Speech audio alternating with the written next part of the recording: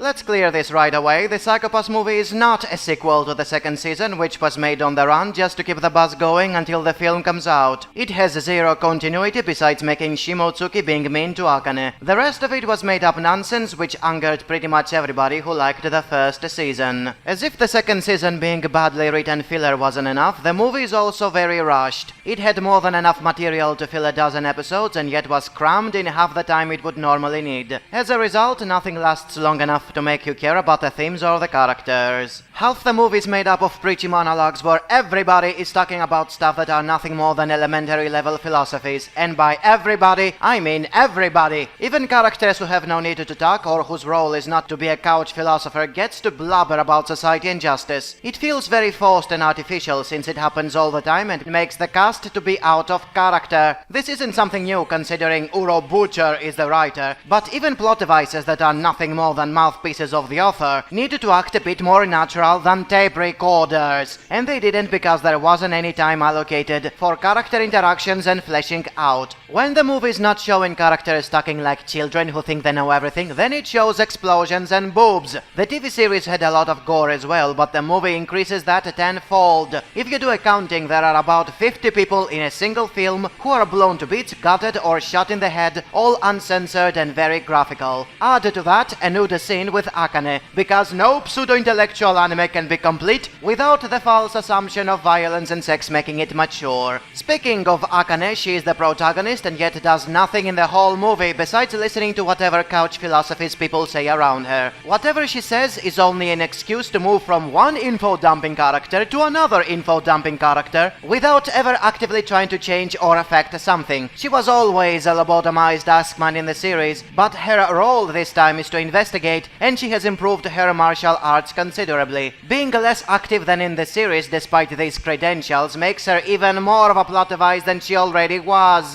The only thing she somewhat offers is giving Sybil advices, something she could have done by sitting on her couch back home and talking to her gun like a lunatic. I can't see how anyone can like this sort of character unless his taste is really bad.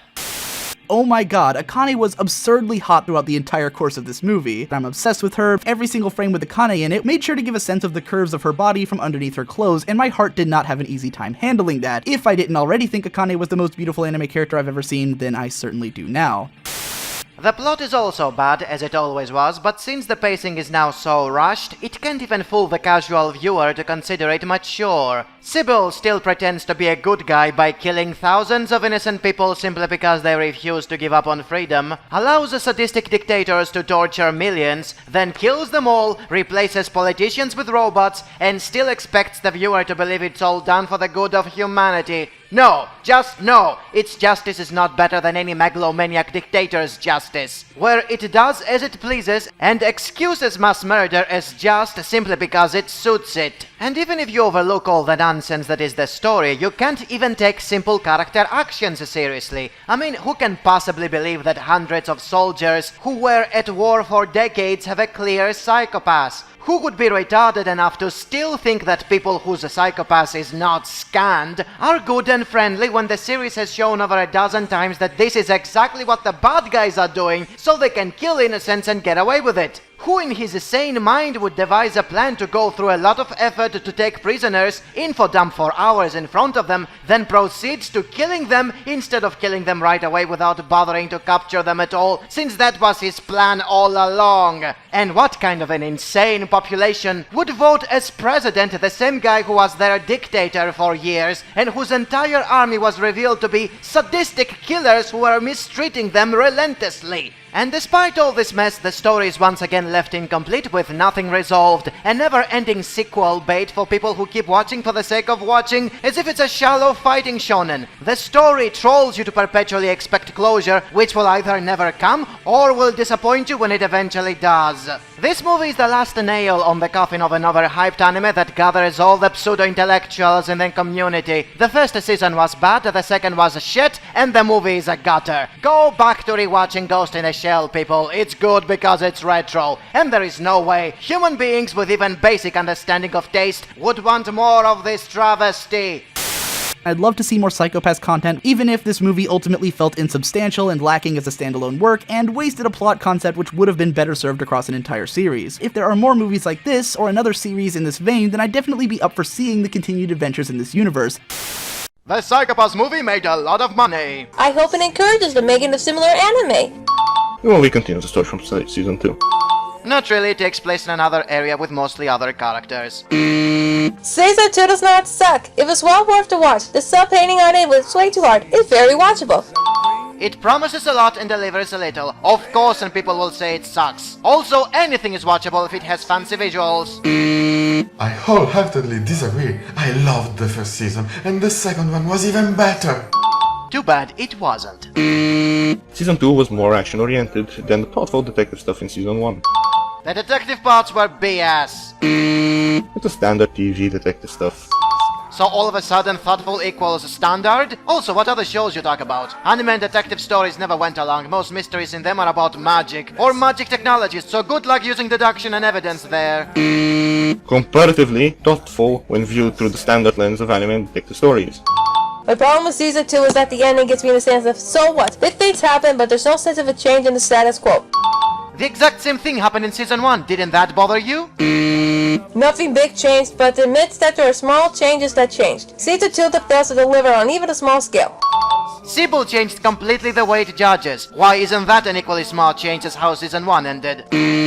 But the story never quantified what changed and what didn't. How significant were the changes made to Sybil overall to society? How are our protagonists affected by what happened? It just doesn't deliver. I never said it delivers, I just said nothing really changed in both seasons. So the excuse given above does not stick. The first season was excellent. Still better than 90% out there. That claim implies you have watched everything ever made and can critically prove that it belongs in the better 10%. I'll PM you the evidence then? Sure. It's been a great success for IG. Only sales-wise. What does that even mean? What are metrics supposed to use? Script? If you haven't seen the film, perhaps it's best if you hold off for a bit before hopping on that high horse of yours. Dude, the only thing we are told in this topic is how much money it made. Nobody said a freaking word about how good the script of the movie is. So as someone who didn't like the series, and since nobody's saying a word about the actual movie, I am 100% correct to say only sales-wise, since this is the only damn thing we know so far. Psycho Pass has become one of my favorite anime ever. Do you admit it has several mishaps though? You get downvoted for this comment? Holy shit, this sub is terrible. God forbid someone with an opinion. There's nothing wrong with having an opinion, but how you present that opinion is most important to many people. Usually most of that anime snob's downvotes comes from the snobbish way he presents his opinions, and not necessarily the opinion itself. He's well aware of this and takes pleasure in it, hence his username.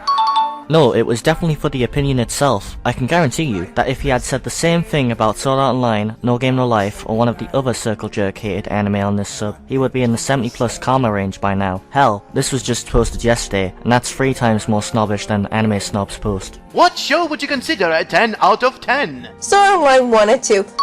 Like, have you seen other shows? I'm still waiting to watch Naruto The Last, and this. Camera rips of Naruto movie are out. Are you suggesting that I'm supposed to watch that? It is an option. You are not wrong. I liked it because Kamui is completely different to Makishima. The way he did things relied more on connections than on wit and deception. He was also not a person but another faceless Sibyl who kills people when it fits him but otherwise pretends he cares about people. Agreed. What's with the mad downvotes? What he said was very pretentious and it kinda came out of nowhere. Look at his username and what he usually writes. There's a reason for the flair. Honestly, I don't know why he gives it 5 for this bullshit from the mods. Posting contrarian opinion is one thing, but purposely aggravating people with them shouldn't even be an accepted practice here. It's stupid and I'd rather see him banned, to be honest. What a wonderful world.